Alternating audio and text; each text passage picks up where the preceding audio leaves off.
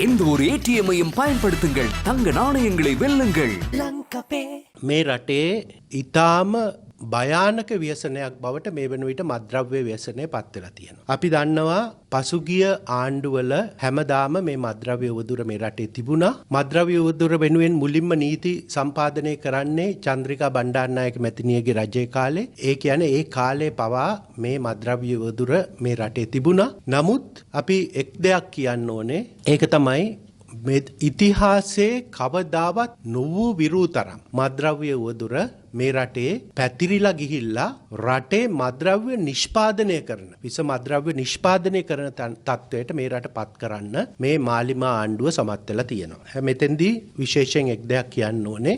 වෙනදා අපි දන්නවා මේ විෂ මද්‍රව්‍ය මේ කුඩු අහු වෙනකොට අහුනේ කිලෝ ගණනින්, නමුත් දැන් කන්ටේනර් ගණනින් අහු වෙන්න පටන් අරන් තියෙනවා. අපි දන්නවා පහුගිය දවස්වල මේ කන්ටේනර් ගණනින් අහුනෙත් පොලිසියේ අවශ්‍යතාවයකට කරපු වැටලීමකින් නෙමෙයි. ඒක අහම්බෙන් සිදු වුණේ මොකද අර පුද්ගලයෙක් මිය ගියාට පසු කරපු පරීක්ෂාවකින්. නමුත් මේ මද්‍රව්‍ය උවදුර රාජපක්ෂලාගේ පිටේ දාන්න හදපු මේ මාලිමා ආණ්ඩුව එතනින් පස්සේ මේ රටේ ජනතාවට මේ ආණ්ඩුවේ නිර්වත හෙළි වුණා. මොකද ඒ මද්‍රව්‍ය තිවිච්ච නිවසේ හිමිකරු කවුද කියන කාරණයත්, ඒ වගේම මද්‍රව්‍ය ගෙනෑපු බෝට්ටුවේ හිමිකරු කවුද කියන කාරණයත් උඩ දැන් මේ මද්‍රව්‍ය ජාවාරම් පිටිපස්සේ ඉන්නේ කවුද කියන කාරණේ ඊටාම පැහැදිලිව මේ රටේ ජනතාවට පසක් වෙලා තියෙනවා. හැබැයි අපි දැක්කා අනුර කුමාර දිසානායක ජනාධිපතිතුමා ඊයේ දවසේ උඩරට ප්‍රදේශයේ නිවාස පහුගිය යහපාලන කාලයේ ඉන්දියානු රජයෙන් ලබා දීලා හදපු නිවාස වගයක් සම්බන්ධයෙන්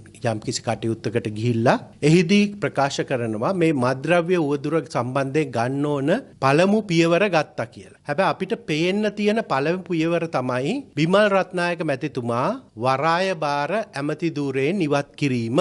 එතකොට මේ බිමල් රත්නායක මහතාගේ වරායබාර කැබිනට් අමාත්‍ය ධූරයේ ගැලවීමත් මේ කන්ටේනර් නිදහස් කිරීමත් මේ රටේ මද්‍රව්‍ය භාවිතයත් අතර සහසම්බන්ධයක් තියනවද නැද්ද කියන කාරණය ඉතා ගැඹුරින් විශ්ලේෂණය කර බලන්න ඕන කාරණයක්. අපිට පේනවා කෙසේ වුවත් මේ ආණ්ඩුවේ මෙතෙක් කාලයක් කරපු ලංකා ඉතිහාසයේ මහ විශාලතම වංචනික ක්‍රියාවක්. ඒ වගේම මේ වෙනකල් අපි කිසිම කෙනෙක් දන්නේ නැහැ මේ වංචාවේ තරම කොපමණද කියලා. ඒ වගේම කන්ටේනර් 323ක් රතු ලේබල් කන්ටේනර්, මේ කන්ටේනර් වල මද්‍රව්‍ය සහ අවි ආයුධ තියුණා කියලා මුලින්ම පාර්ලිමේන්තුවේදී ප්‍රකාශ කරේ අර්චුනා මන්ත්‍රීවරයා. ඒ වගේම මේ කන්ටේනර් සම්බන්ධයෙන් මුලින්ම රහස් පොලිසියට පැමිණිලි කරේ ඩෑන් ප්‍රියසාද්. ඉන් දින කීපයකට පසු ඔහුව ඝාතනය වෙනවා. ඒ වගේම අපේ නීතිඥ සංගමයේ විසින් ගිහිල්ලා අල්ලස් දූෂණ විමර්ශන කොමිෂන් සභාවට මේ සම්බන්ධයෙන් පැමිණිල්ලක් කරනවා. ඒ පැමිණිල්ල සම්බන්ධයෙන් අද වෙනකල් ගත්ත කිසිදු පියවරක් නැහැ. නමුත් ඊටාම අවාසනාවන්ත ආකාරයට මේ රටේ තියෙන භයානකම වංචාව, භයානකම ව්‍යසනය සම්බන්ධයෙන් පරීක්ෂා නොකරන පොලිසිය ඇමතිවරුන්ගේ අපහාස සම්බන්ධයෙන් කටයුතු කරන්න පෙළඹිලා තියෙනවා. ඒ වගේම කියන්න ඉතාම කනගාටුයි මේ රටේ මහා දැවැන්ත කන්ටේනර් 323ක මහා දැවැන්ත වංචාවක් වෙලා තියෙද්දි ඒ පිළිබඳව දිගින් දිගටම පොලිසියට සහ අල්ලස් හෝ දූෂණ විමර්ශන කොමිෂන් සභාවට පැමිණිලි ලැබී තියෙද්දි ඒ සම්බන්ධයෙන් මේ වනතෙක් කිසිදු පුද්ගලයෙක්ගෙන් කට උත්තරයක් හෝ ලබා නොගන්න පොලිසිය සහ අල්ලස් හෝ දූෂණ විමර්ශන කොමිෂන් සභාව ඒ ගැන මුනිවත රකිමින්